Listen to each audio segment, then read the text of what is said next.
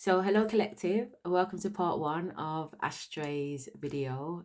For those of you that already know, Ashtray is my inner child. For those of you who don't know, I'm going through the 5 personalities that I have discovered that exist inside of me, very similar to the philosophy or way of thinking that the Egyptians had, which is something that I've only just found about. So, we're going to learn through about this together.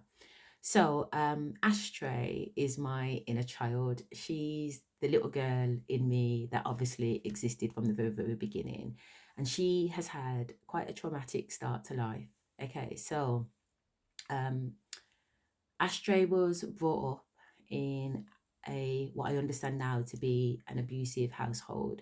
So my dad was very physically violent with my mom.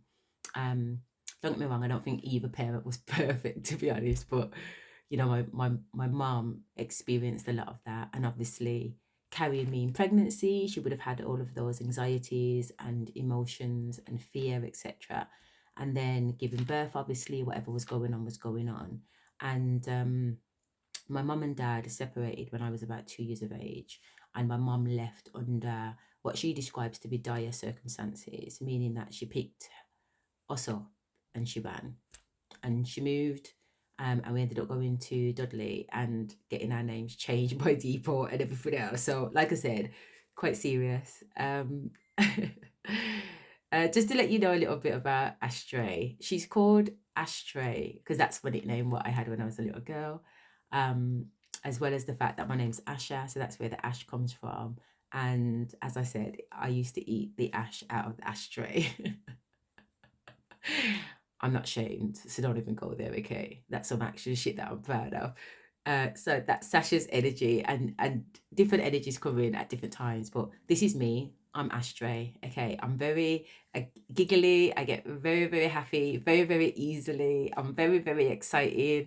Everything is new. Everything is magical. Okay, it just fucking is. It's magical. It's such a fucking magical place to be, isn't it? Um, some of the background stuff then. So my trauma, my biggest trauma has been spiritual trauma. And the reason why it's been spiritual trauma is because I've been a psychic, a medium, a clairvoyant, you name it, from probably about 4 or 5 years of age. I've been able to see ghosts. And it's been some scary shit. I'm serious, it's been some scary, scary shit. This is something that is very well known in my family from a very, very young age. Everybody has known that I'm very sensitive. So there hasn't necessarily been the support because obviously, a lot of my gifts, some people had individually. I come from a very, very spiritual background and family. So some of them had certain gifts that I had, but there's also probably about 50% of the gifts that I have nobody else had. So therefore, whereas I grew up feeling quite resentful, I kind of now have the understanding that actually, it is what it is. You know what you know, don't you? You can only help to the best of your ability. And I guess that's what they did. But at the time, it was trauma, you know? Um, and when I say like seeing things, um, you know, sounds like Six Sense said it. There's dead people. I do. I see dead people. I communicate with dead people. Yeah. So my childhood was quite traumatic because it was very, very spiritually intense. Okay, it was. I found it too much. Perhaps still do a little bit, but definitely as a child, it freaked me out. So I was lonely. I didn't like to go to bed. Going to bed was the scariest thing. I'd do anything to not have to go to bed. And when I did go to bed, I surrounded myself with teddy bears, which is why I've got this guy. Because about a year and a half ago, and there's also this guy, but he's a little bit fluffy, so I thought I'd leave him out. But I love him actually. I'm never gonna leave him out. Fuck it. Um, so I went and got myself some teddy bears about a year ago. One at the front of me, one at the back of me, very similar to what I did as a child, and that started to heal me through the process. Um, so right up until the age of 36, I've slept with the light on. Okay, probably older than 36 to be fair, because it was last year, 2020. I booked myself into a hotel. I booked myself into a hotel for 3 days. just so I could sleep alone and in the dark. And it was so fucking traumatic. But I was like, no, Ash, we got to do this. We definitely got to do this. So I did. I booked myself into a hotel, pampered myself, obviously spa, food, whatever. But on the night when it came to going to bed, fuck me. So obviously I've talked about clairvoyancy and I've talked about mediumship and all the rest of it. But I've also had I also astral project, so I come out of my body. Um and um I also can see different beings. So there isn't, for me anyhow, for what I understand it and for what I see, um there are entities around us, okay, and not everybody's a human, okay, let's put it that way. In fact, a lot of them are not human. All right, so i've I've had scary encounters where, I've been dragged out the bed, or I've been left with marks on my body for one reason or another. I've had to fight them physically, grip them and feel what they feel like, basically. You know what I mean? And when I say feel, even the texture, I had an encounter, and it was some fucking, it looked like,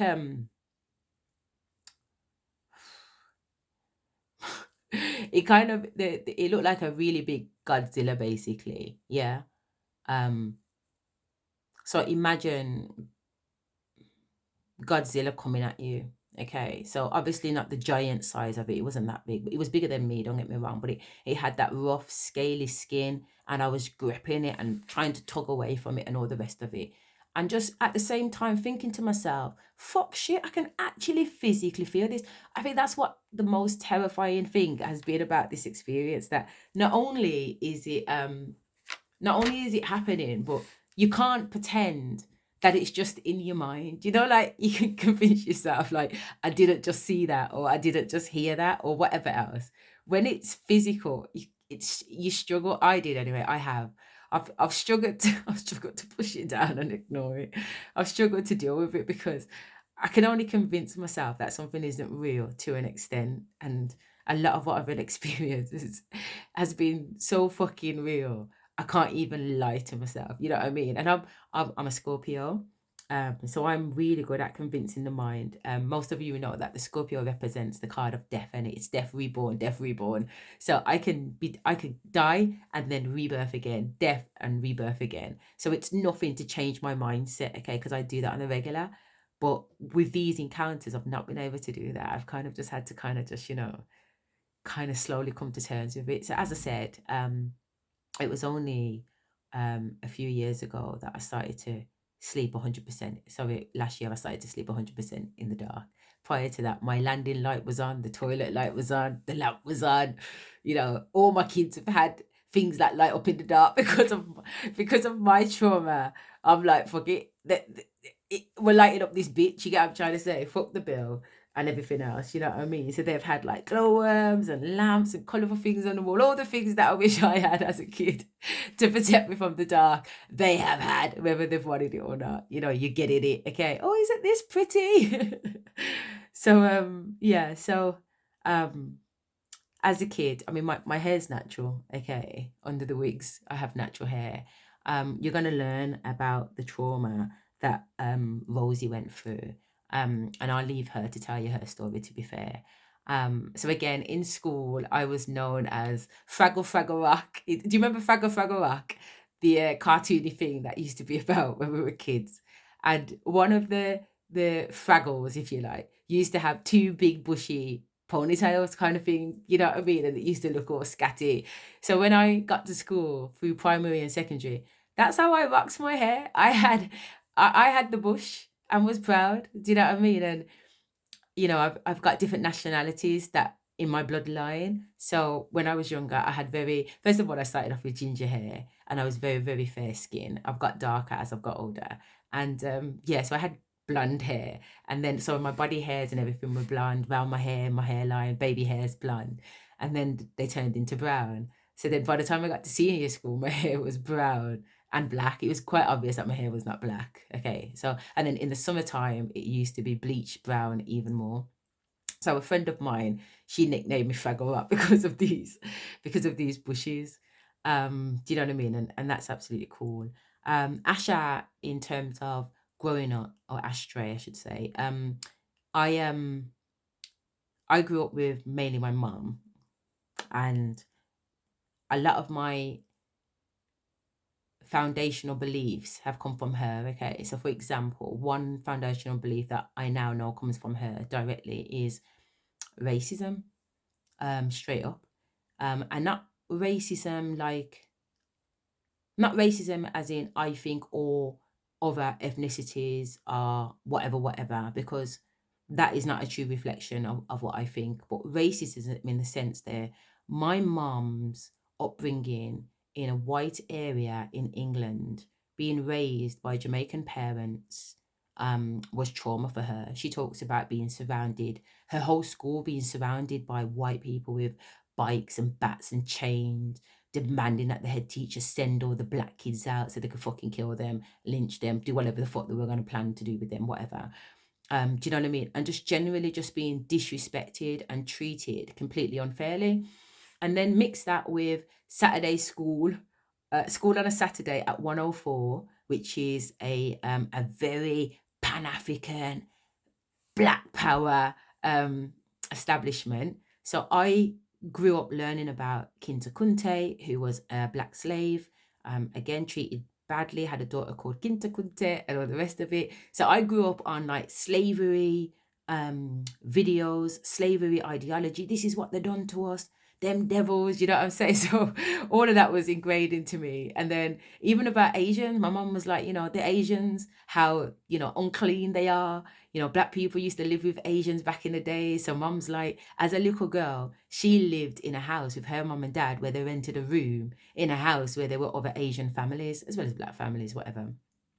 So she's like, she'd see them hark and took, yeah, which is spitting. My mum would be like, yeah, man, them just a hark and took and I go on with themselves. Me don't know from them. So, I grew up with all of that. So, I'll be honest with you, my life up until very recently has been, it's pro black man. I'm with a black man. Even when, you're gonna learn about Sasha, because when Sasha was when we got to secondary school, we started dating a mixed race guy, and that was a struggle. I'm saying I'm not going out with this guy. He's not black. You get what I'm saying? What's my family gonna think? You know what I mean? And at the time, I come from a big family. Okay, so just immediately, my mum and her sisters and a brother. There's like 27 of us or something, like 26, 27. So I've got like 26, 27 cousins on my mum's side. And then I've got about 28 first cousins on my dad's side. So I've got literally like, nearly 60 first cousins, never mind second cousins, third cousins, fourth cousins. I went to Jamaica. I was in class with my seventh cousin. Do you know what I mean? That's how deep it is. So it's a massive family, but we're all really close on my mum's side anyhow. So that's how we grew. And again, like I said, Ashtray, she's very excited. She just wants to get it all in there. So yeah, the only mixed race people in the family were three cousins and a white auntie that had been there from day one. And, my mom didn't have very nice things to say about her at the best of times, to be fair. So I grew up being conditioned by this woman's ideology. I didn't even know where the hate was coming from. I just knew I had hate. And it's funny how the universe puts you in a situation, because them days I was calling, by the time I got to secondary school, I was calling mixed race people breeds. Like there was no politically correct name for mixed race people back in like 1993. Does that make sense? Around that time there, it was just half caste. I think that was the actual term for it, half caste. And then if you wanted to kind of be disrespectful, it was breeds, you know what I mean? Which is so effed up. I've got mixed race kids now. It's messed up. Okay. So anyway, that's the background. Okay. So again, you're gonna learn about Ashtray, my trauma, my spiritual trauma, and how that has influenced me in my adulthood. You're gonna hear about my upbringing and how that has impacted me growing up. You're also going to know about these guys who I love to bits and pieces. They are on my bed. They don't go anywhere. Do you know what I mean? And these guys have helped with the healing process. Okay. So until we meet again, I'm going to leave this video here and just say bye and just wish you all an amazing day. Take care. Bye-bye.